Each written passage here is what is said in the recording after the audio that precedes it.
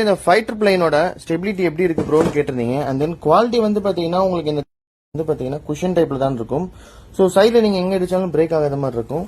So இப்போ நான் connect பண்ணியிருக்கேன். அண்ட் தென் கேலிபிரேட் பண்ண போறோம். ஸோ கேலிபிரேட் பண்ணிட்டு ஜஸ்ட் ஃபிளை பண்ண போறோம்.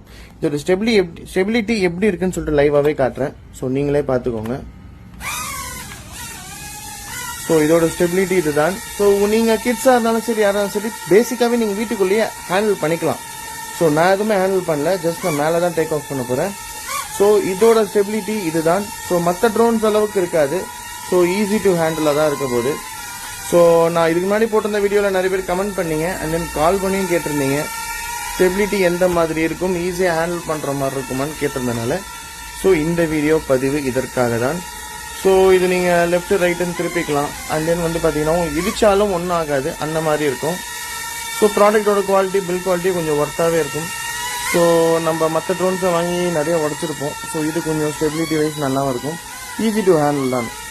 ஸோ அதனால தான் நான் தெளிவாகவே உங்களுக்கு லைவ் வீடியோவே போட்டிருக்கேன். ஸோ இந்த ப்ராடக்ட் நம்ம கிட்ட திரும்ப ரீஸ்டாக் பண்ணியிருக்கோம். ஸோ அதுவும் திரும்ப 10 பீஸ் தான் நம்ம கிட்ட கிடச்சிருக்கு. உங்களுக்கு வேணும்னா டக்குன்னு டிஸ்பிளேல வர கான்டாக்ட் நம்பர் கால் பண்ணி உங்கள் ஆர்டர்ஸை ப்ளேஸ் பண்ணிக்கோங்க. டாடா பாய்.